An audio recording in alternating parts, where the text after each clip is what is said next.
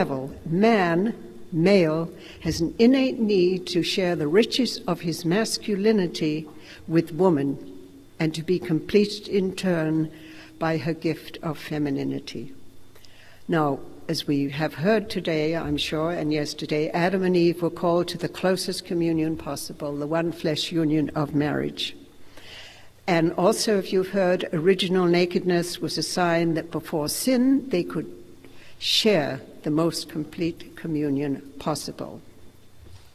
But it is important to see how John Paul II interprets the biblical text to emphasize the priority of the communion that belongs to Adam and Eve as persons, similar in their humanity, before even being aware of their difference in sex.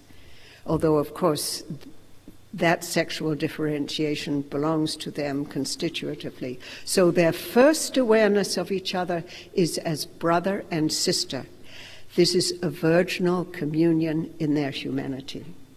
Now, what John Paul II wants to emphasize by this is that the virginity of the human person, who's alone before God, from whom all being is received, must always be at the base of any physical spousal communion in marriage.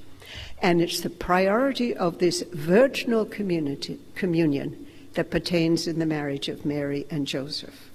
So beyond the significance of virginity for establishing this integrity of the incarnation of the Son of God, virginity plays a unique role in their marriage as the fruit of the gift of piety, of reverence.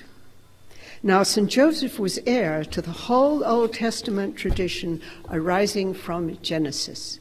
Increase and multiply and fill the earth. Virginity, especially in marriage, was alien to the chosen people who awaited the Messiah. How was it that Joseph took this unusual step in his marriage to Mary? I'd like to propose a reflection on Joseph's vow of virginity, which arose from his piety before the stupendous fact of Mary's divine motherhood. And here I'd like to go into a little bit of the scriptural exegesis by Ignace de la Poterie, who's done an exhaustive analysis of the text.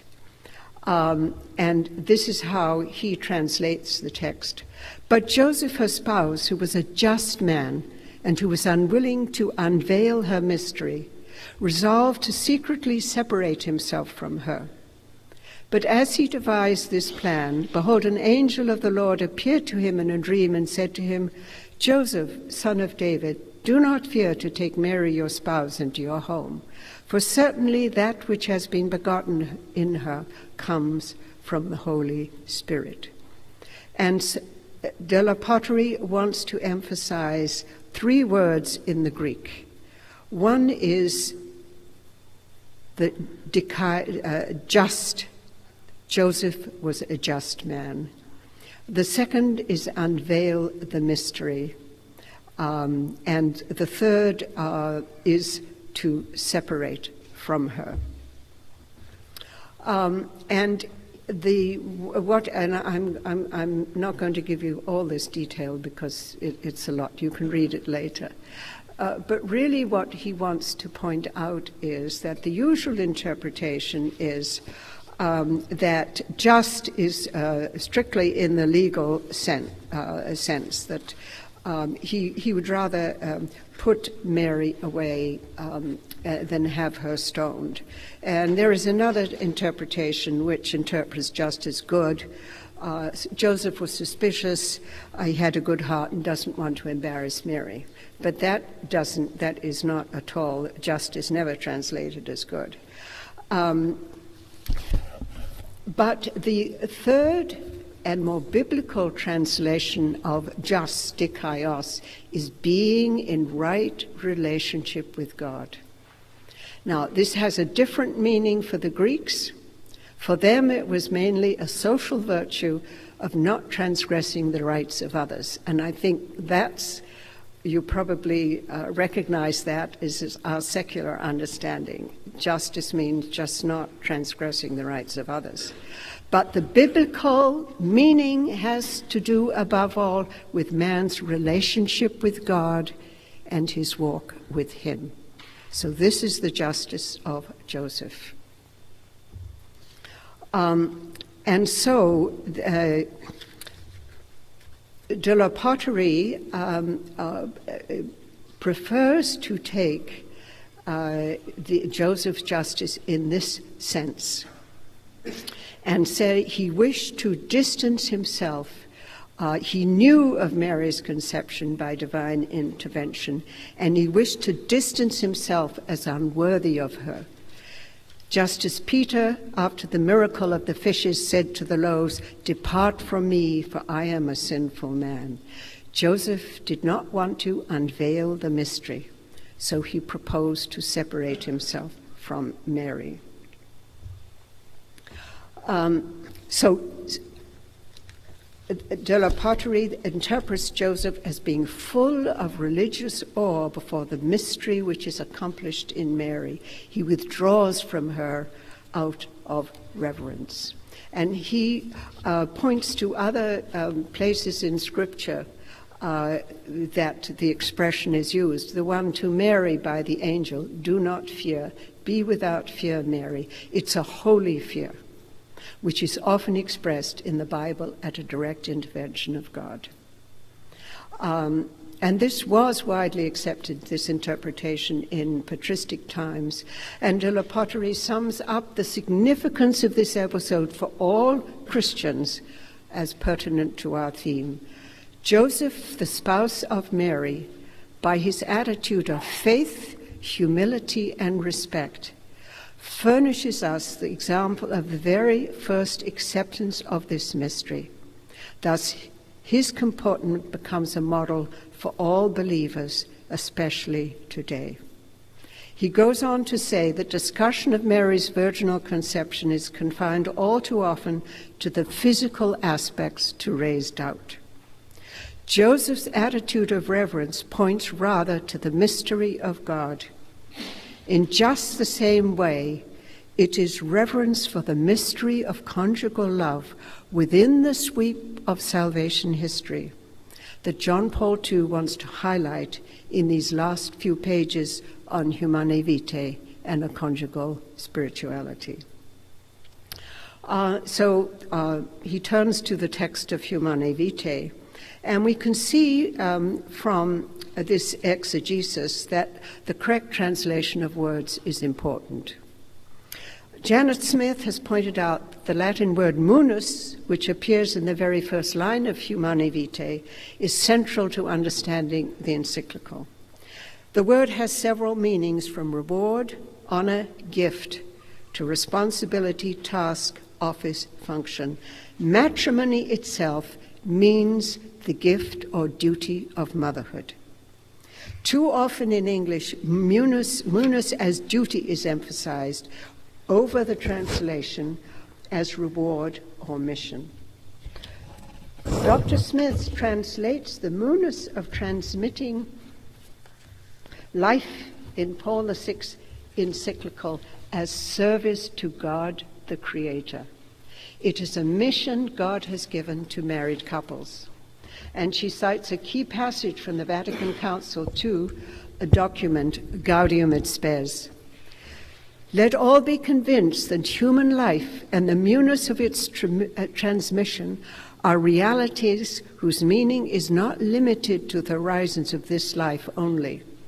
Their true evaluation and full meaning can only be understood in reference to man's eternal destiny.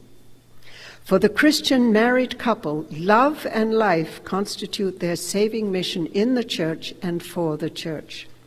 Dr. Smith concludes, what is key here for understanding Humanae Vitae is to recognize that to reject the procreative power in sexual intercourse is not simply to reject some biological power. It is to reject a God-given munus and all it entails. And the next part I'm also going to shorten a little bit in the interest of time. So it would be helpful to look at the adjective justus or just, the Greek dikaios, in the encyclical, and see how it contrasts with another word, rectus. And this is, John Paul II is talking about justus, reasons for postponing pregnancy, and rector, causa, right. Rectus means upright or correct, and it's usually used several times in Humanae Vitae, mostly connected with reason and right order, including right moral order, and especially the right order of generating offspring. The use of the word justus in the encyclical seems to have a broader meaning.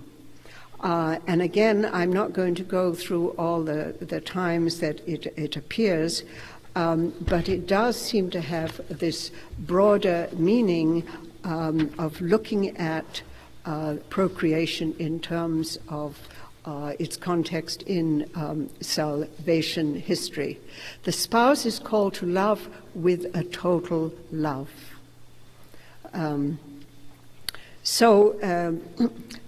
That is, I think that is quite important in Humanae Vitae, that the word just reasons does have this implication of the wider understanding of conjugal love within the context of salvation history. Now, in Humanae Vitae, the word reverence is only used once in the way that John Paul II uses it at the end of the Catechesis on the Theology of the Body, but its use is significant. It appears in Humanae Vitae number 17, referring to the unsurpassable limits of the power of man over the natural munera of the body. These limits are derived from reverence, ab reverentiam, owing to the whole human body and its natural operations, naturalibus muneribus. Reverence or piety, therefore, is intimately linked with justice towards the Creator and his design of salvation. So before we turn to the analysis of the gift of reverence in the Catechesis and Conjugal Spirituality, it's useful to see what John Paul II has to say in his philosophical treatment of conjugal love in Love and Responsibility, which was first published in 1960 in Polish. The fourth section, the whole of the fourth section, is devoted to justice towards the Creator. And first he deals with marriage as horizontal justice. Marriage is both an institution and as such is established according to a concept of justice. And it has these two dimensions, interpersonal, which is very important for John Paul II, and social. It is first and foremost an interpersonal relationship of love, which normally extends into the structure of society, of the family, with procreation. To be just, the interpersonal character must be realized to the full, and only if this is the case will the resulting family be a healthy society. The importance of marriage as an institution lies in justifying the sexual relationship between a man and a woman in the eyes of society, and so giving it to protection to fulfill its purpose. But beyond this social and interpersonal justification, it is a fundamental requirement that sexual relations between a man and a woman are justified in the eyes of the Creator. Because of creaturely dependence on the Creator, God's proprietal rights over man must be respected. Since the person is first and foremost the property of God, his approval must be obtained for the spouse to surrender himself and to receive the other's reciprocal gift of self. God's proprietal rights are especially expressed in the intersection of the personal order and the order of nature. And the order of nature, of course, is the order of procreation, and the personal order as the order of the interpersonal relationship. Sexual relations are justified if they conform to the personalist norm, which is a union of persons affected by procreation. In other words, in marriage, both the personal order and the order of nature meet. Love demands awareness of the possibility of parenthood in the sexual relationship. In order to be brought to its full realization, the order of nature cannot be mastered by force. It requires conscious cooperation through self-mastery. And of course, mastering by force is all those technological means like contraception and in vitro fertilization, etc. This is where respecting the natural times of fertility inscribed in the woman's body is closely bound up with justice towards the Creator. The continence necessary also affirms the value of the person when it is disinterested and motivated by just reasons for avoiding pregnancy. Now, the whole order of nature has its origin in God. Animals follow God's laws through instinct. Man, on the other hand, has been endowed with reason. He can consciously know God's laws and conform to them. And by doing so, he becomes what is called particeps creatoris, a participator with the Creator, a partner with the Creator. He participates in God's own purposes for creation. Now, God has created the world in love and for love. As a person made in the image of God, man is called to love both God and others. And only when man and woman raise their marital relations to the level of love, in full recognition of God's rights over the order of nature and the personal order, do they reach a truly personal union. And it is this